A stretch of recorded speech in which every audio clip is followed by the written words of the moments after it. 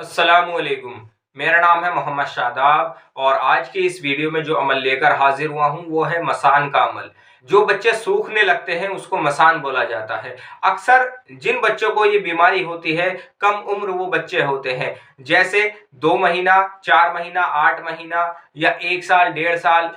अक्सर जो देखा जाता है 3 साल से कम उम्र वाले बच्चे को ये परेशानी होती है, मसान की शिकायत होने लगती है। और जब बच्चे को मसान की शिकायत होती है तो बच्चा सूखने लगता है, वो अपनी माँ का दूध नहीं पीता और बहुत ज्यादा चिड़चिड़ापन करने लगता है।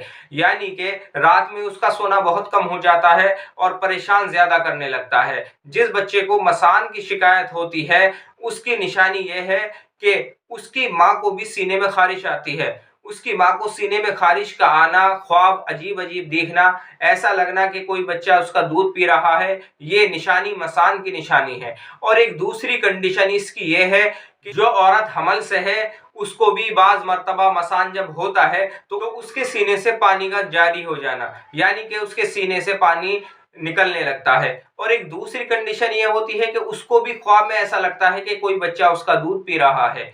अगर इस तरह का कोई मसला है तो ये मसान का मसला है, आप इसका इलाज करें और इंशाल्लाह जो मैं तरीका बताऊंगा अगर आप इस तरीके से इलाज करेंगे तो इंशाल्लाह मुकम्मल तौर पर आपको शिफा मिल जाएगी। आप ये जो नक्श देख रहे हैं ये 15 का नक्श है और इसके नीचे लिखा हुआ है या हय्यू या कय्यूम। ये या हय्यू या कय्यूम आपने सिर्फ एक नक्श पर लिखना है, जो आप बच्चे के गले में डालेंगे सिर्फ आपने उस नक्श पर या हय्यू या कय्यूम लिखना है। या उसकी माँ को पहनने के लिए देंगे तो आपने तब या हय्यू या कय्यूम लिखना है।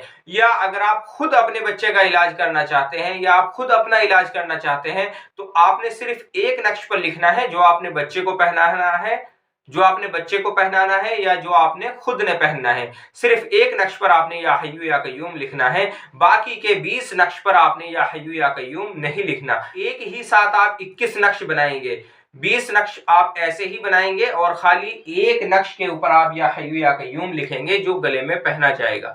उसके बाद आपने क्या करना है, आपने कम से कम 250 ग्राम लोबान लेना है।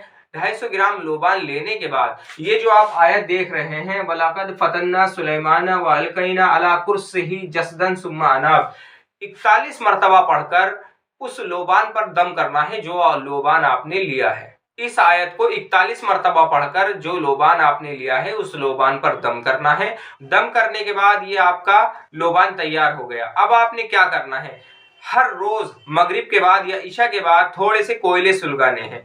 आपने कोयले दहकाने हैं, जब वो अच्छी तरह दहक जाएं तो आपने एक नक्श लेना है और उस बच्चे के ऊपर सही से मलना है।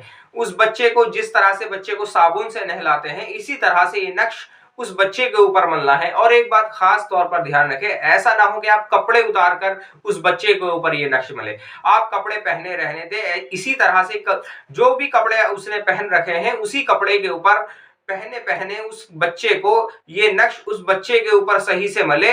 और इस नक्श को हल्का सा सरसों के तेल में गीला करके 1 चम्मच लोबान उस कोयलों पर डालें जो आपने कोयले सुलगाए हैं, और ये नक्श उस सुलगते हुए कोयलों पर जिस पर आपने लोबान डाला है उसी पर ये नक्श डाल दे। और जो धुआं निकलेगा वो धुआं उस बच्चे को लगाए और उसकी माँ को भी ये धुआं लगा दे, यानी कि इसकी धुनी उस बच्चे को भी लगा दे और उसकी माँ को भी लगा दे।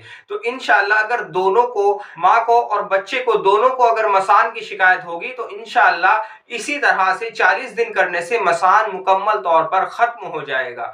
ये मुजर्रब और आजमुदा अमल है, आप इस अमल का इस्तेमाल करें, इंशाअल्लाह आपको मुकम्मल तौर पर फायदा होगा। आज की वीडियो में इतना ही। और किसी मसले के बारे में और किसी भी ताल्लुक से आपका कोई सवाल है तो आप मेरे व्हाट्सएप पर मुझसे राब्ता करें। अस्सलामु अलैकुम।